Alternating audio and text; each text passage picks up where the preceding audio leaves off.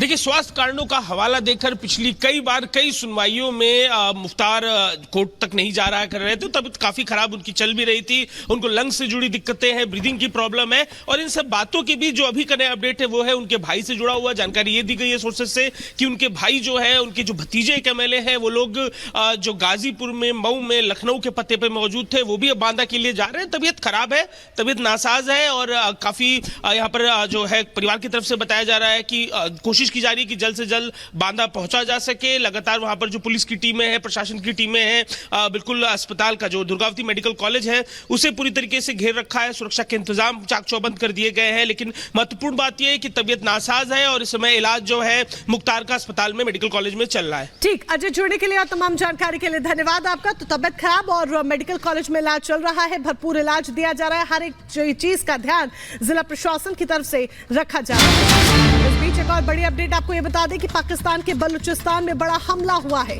पाकिस्तानी सेना ने 4 विद्रोही मार गिराए हैं एयरबेस पर। अब भी सेना का जो ऑपरेशन है वो लगातार जारी है। हमले के बाद स्थानीय लोगों ने एक बड़ा दावा किया है कि 8 घंटे से सेना विद्रोहियों के बीच में गोलीबारी हो रही है। तस्वीरें हम आपको दिखा रहे हैं, ये तस्वीरें आप देखिए, क्योंकि गोलीबारी लगातार हो रही है। एयरबेस पर अब भी सेना का जो ऑपरेशन है वो जारी है और स्थानीय लोग यहां पर दावा करते हुए नजर आ रहे हैं कि 8 घंटे हो गए हैं, 8 घंटे बाद भी सेना का जो ऑपरेशन है वो लगातार जारी है। लगातार ये ऑपरेशन देखने को मिल रहा है।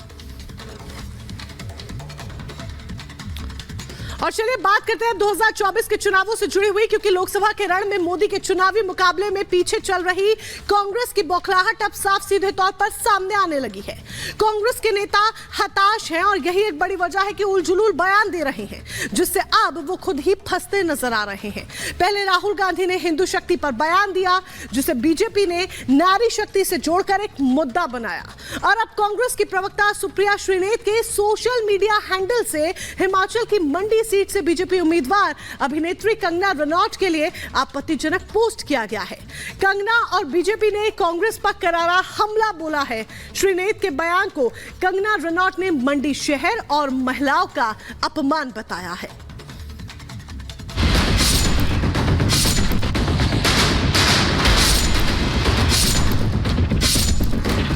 हिंदुस्तान में नारी को देवी कहा जाता है, महिलाओं को शक्ति स्वरूपा मां दुर्गा माना जाता है। मगर सियासत इतनी ओछी है कि यहाँ राजनीतिक नफा नुकसान और अपने एजेंडे के लिए कांग्रेस हिमाचल की बेटी का खुले तौर पर अपमान कर रही है। कांग्रेस की नेता सुप्रिया श्रीनेत के एक इंस्टा पोस्ट ने विवाद खड़ा कर दिया।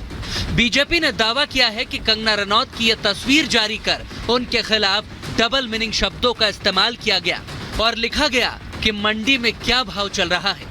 मंडी शब्द को अश्लीलता से जोड़ते हुए अपमान करने का दावा हो रहा है, क्योंकि बीजेपी ने कंगना रनौत को हिमाचल की मंडी लोकसभा सीट से अपना उम्मीदवार बनाया है। इस मामले में बीजेपी के नेता अमित मालवीय ने लिखा, कांग्रेस की सुप्रिया श्रीनेत ने इंस्टा पोस्ट में कंगना रनौत पर आपत्तिजनक टिप्पणी की। ये इतना घृणित है कि कोई ये पूछे बिना नहीं रह सकता। कांग्रेस इतनी गंदगी एक जगह कैसे इकट्ठा कर लेती है? अगर पार्टी में उनकी कोई भूमिका है तो कांग्रेस अध्यक्ष खरगे को उन्हें तुरंत बर्खास्त करना होगा या फिर इस्तीफा देना होगा। बीजेपी प्रत्याशी के साथ ही एक अभिनेत्री और महिला का अपमान करने वाली कांग्रेस नेता के खिलाफ बीजेपी ने मोर्चा खोल दिया और सुप्रिया श्रीनेत को बर्खास्त करने की मांग तेज कर दी। कंगना रनौत जी के बारे में जो अभद्र और भद्दी पोस्टिंग इंस्टाग्राम पर सुप्रिया श्रीनेत, जो इनकी सोशल मीडिया आईटी टीम की हेड है, राष्ट्रीय प्रवक्ता है, उन्होंने की, ये अस्वीकार्य है। परंतु ये कांग्रेस की मानसिकता को झलकाता है। प्रियंका वाड्रा लड़की हूँ लड़ सकती हूँ को मानती है तो खड़गे जी, प्रियंका जी और राहुल जी इस व्यक्ति को तुरंत अपनी पार्टी से निकाले और माफी मांगे। बीजेपी भड़की हुई है तो मंडी से बीजेपी उम्मीदवार कंगना रनौत ने भी कांग्रेस की नेता सुप्रिया श्रीनेत को करारा जवाब दिया और सोशल मीडिया पर पहला पोस्ट कर लताड़ लगाई। प्रिय सुप्रिया जी, एक कलाकार के रूप में अपने करियर के पिछले 20 वर्षों में मैंने हर तरह की महिलाओं का किरदार निभाया है। क्वीन में एक भोली भाली लड़की से लेकर धाकड़ में एक आकर्षक जासूस तक, मणिकर्णिका में एक देवी से लेकर चंद्रमुखी फिल्म में एक राक्षस तक, रज्जो में एक वैश्या से लेकर थलाईवी में एक क्रांतिकारी नेता तक, हमें अपनी बेटियों को पूर्वाग्रहों के बंधनों से मुक्त करना चाहिए।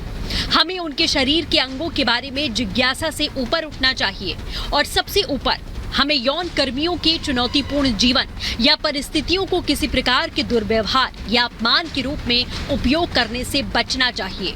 हर महिला अपनी गरिमा की हकदार है। कंगना ने कांग्रेस को महिला की गरिमा का सम्मान याद दिलाया तो उससे पहले बवाल होते ही सुप्रिया श्रीनेत बैकफुट पर आ गई और दावा किया कि उनका मेटा अकाउंट हैक हो गया था और किसी ने उनके अकाउंट का इस्तेमाल कर ये विवादित पोस्ट किया, हालांकि जिसे बाद में डिलीट कर दिया गया। ट्विटर पर मेरा नाम का दुरुपयोग करके एक पैरोडी अकाउंट चलाया जा रहा है। सुप्रिया पैरोडी के नाम से वहीं पर ये ऑब्जेक्शनेबल पोस्ट हुआ और वहीं से किसी ने कॉपी पेस्ट करके मेरे फेसबुक और इंस्टा पे डाला। मैं किसी भी सूरत में सार्वजनिक जीवन में भद्दी भोंडी व्यक्तिगत टिप्पणियों के खिलाफ हूं। न मैंने ऐसा कभी किया है और न मैं कर सकती हूं। भले ही सुप्रिया श्रीनेत जी अभी डिनाई कर लें, इनकार कर लें कि उनका अकाउंट हैक हुआ है, लेकिन अगर आप देखेंगे कांग्रेस के अलग अलग मुख्तलिफ हैंडल्स और उनकी टाइमलाइंस पर कितनी गंदी और भद्दी बातें कही जा रही हैं। वाकई में मुझे यकीन नहीं आता कि क्यों सोनिया जी, राहुल जी, प्रियंका जी इस पर चुप हैं। क्यों उन्होंने अभी तक सुप्रिया जी को पार्टी से बर्खास्त नहीं किया। सुप्रिया श्रीनेत अपने पोस्ट से किनारा कर रही हैं, लेकिन खुद को गुजरात किसान कांग्रेस के स्टेट जॉइंट कोऑर्डिनेटर बताने वाले एचएस अहीर ने तो इतना भद्दा कमेंट किया है जिसे पूरा दिखाना भी महिला सम्मान के साथ खिलवाड़ माना जाएगा।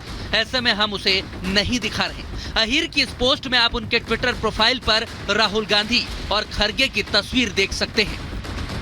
कांग्रेस के नेता महिलाओं का अपमान कर रहे हैं, लेकिन उसी मंडी सीट से आने वाली कांग्रेस की सांसद और उनके बेटे किस तरह से कंगना रनौत के लिए शब्दों का इस्तेमाल कर रहे हैं, क्या इन्हें कांग्रेस के नेता नहीं देख या सुन रहे हैं? वो सेलिब्रिटी है, बट एकदम से राजनीति में आकर कैसी भूमिका निभाती है वो देखने वाली बात है। और जहाँ तक मेरा सवाल है, आपको मैं पहले ही अपनी इच्छा व्यक्त कर चुकी है। ये बात मैंने हाईकमांड के सामने भी रखी है। अब हालात को बदलते हुए देखकर हाईकमांड क्या उस पर फैसला करती है, क्या उनका हुक्म होता है, उसका हम पालन करेंगे। और ये वैसे भी एक हिमाचल प्रदेश का 1/3 इलाका है लोकसभा का, जिसका रिप्रेजेंटेशन मंडी संसदीय क्षेत्र करता है।